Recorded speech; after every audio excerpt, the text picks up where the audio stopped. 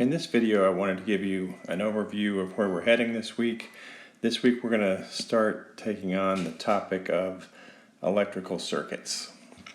So if you read in Hagen's book, he has this graphic here where he breaks up applications of electrical circuits into two areas.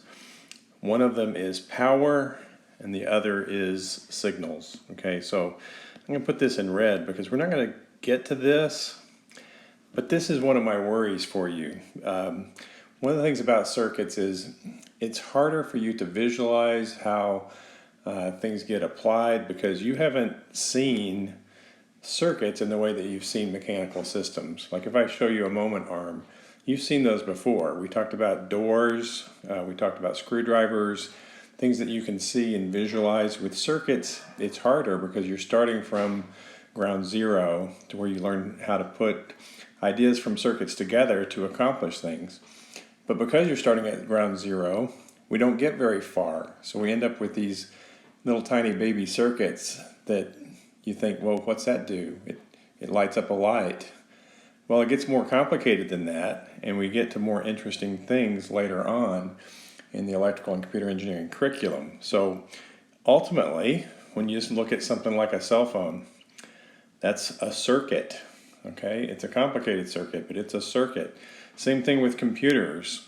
Same thing with algorithms that you can implement on a computer to control robot arms and things like that. So what I wanted to point out is that this side is where I think many of the very interesting things happen in electrical and computer engineering, and it's just too hard to get to that in a freshman engineering 1301 course. Okay, and in fact, it's somewhat prerequisite material that you learn more about the power side of electric circuits before you can start to apply these things to more complicated circuits, right? It's the way things work. You start with something that's a little more simple and you work towards the complex. Okay, so that being said, here's what we're going to do. Here's the path through starting to put our, wrap our brains around ideas from circuits. Okay, so the first thing we're going to start with is the idea of voltage and current. Now, my experience is most of you can more quickly grasp the idea of current, and so we're going to spend a little time talking about voltage. And there's something called Kirchhoff's voltage law. We typically abbreviate that as KVL, and Kirchhoff's current law. Okay, so we're going to combine these together and we're going to take a look at that in one of the videos for this week. All right, along the way, I think it's really useful to understand the difference between AC and DC. AC and DC mainly apply for power circuits. When you get to information or signal circuits, time varying is where it's at. There's very little DC, okay? And I wouldn't even call it AC because AC I think of as sinusoids. You'll see more of that when you take a look at a couple of videos on AC and DC. So these are just information purposes to help you understand how voltage gets generated and the relationship between voltage and current. So I have a couple of external videos that I'm going to want you to watch. They're real short, but they give you an idea of how you would make a battery. Okay, batteries are DC. And how would you make an AC voltage? All right, and so I think if you watch those, you'll get a little better picture in your head about the difference between AC and DC and how those would work. Okay, next, what I wanted to come up with, or what I wanted to work on, is the idea of power. All right, we're working on power circuits, and to do that, we need some sign conventions so we can tell whether or not something is using power or supplying power. All right, so ultimately, we know that power is conserved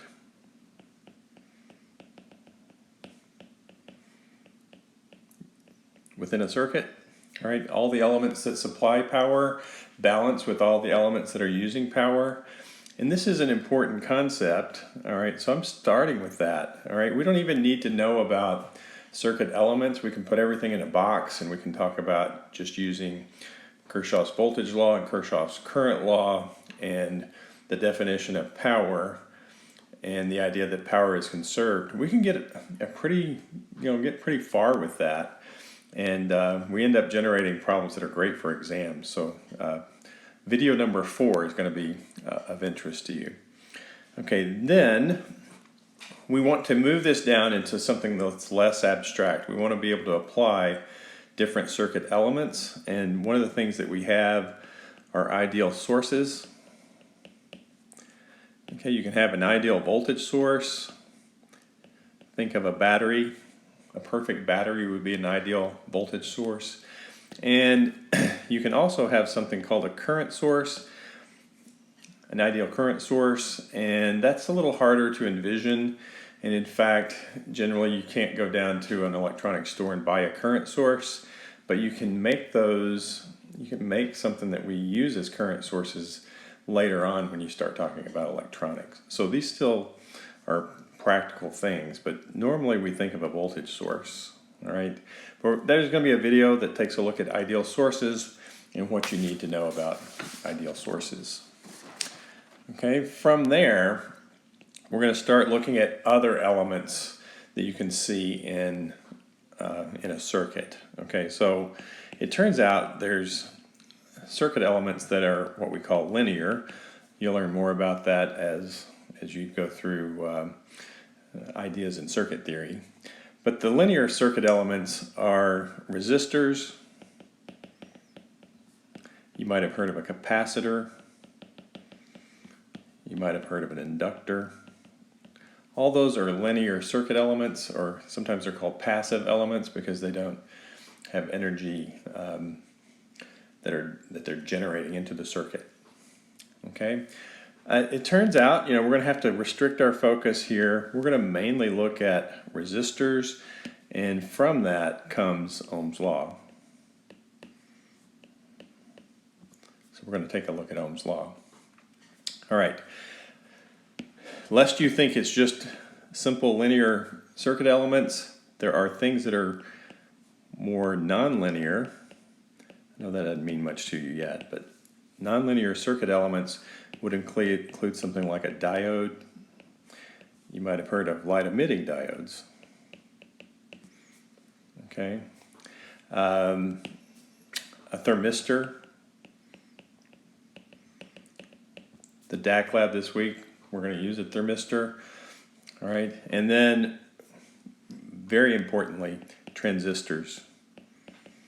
Okay, transistors are how we make interesting things on the signal side of electric circuits. All right, transistors are also used on the power side, but I like to think of transistors as how you build computers, how you build communication circuits. Those kind of things come into play whenever you look at more interesting circuits. Okay? All right, so I mentioned those, but we're not going to cover those because, we can only cover so much. All right, I just didn't want you to have the idea that it was just resistors, because just resistors, I admit, it's kind of boring, right? You need it to do more than just light up lights. Okay. All right, next on my list is, once we have these basic concepts, we want to start applying things, all right? So what I'm going to do is start looking at equivalent circuits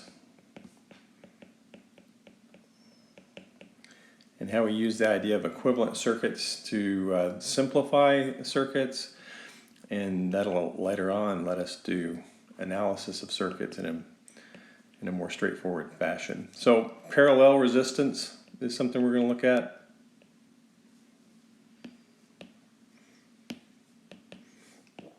Series resistance. Coming up with equivalent circuits. And then finally, our goal at the end of the week is to be able to do circuit analysis with, not just plain single loop circuits. All right, so that's the path through. We have a video for Ohm's law that's going to show up as video number 6. All right, We're not going to do any videos over nonlinear circuit elements. We're going to look at a video for equivalent circuits in terms of parallel resistance and series resistance. And then there'll be 3 examples of circuit analysis, pulling all these ideas together so that you can solve circuits. All right, so that's where we're heading this week. We're introducing the theory, and then next week our goal is to start to use the Arduino to reinforce some of these concepts so that you can see it happening with a real circuit.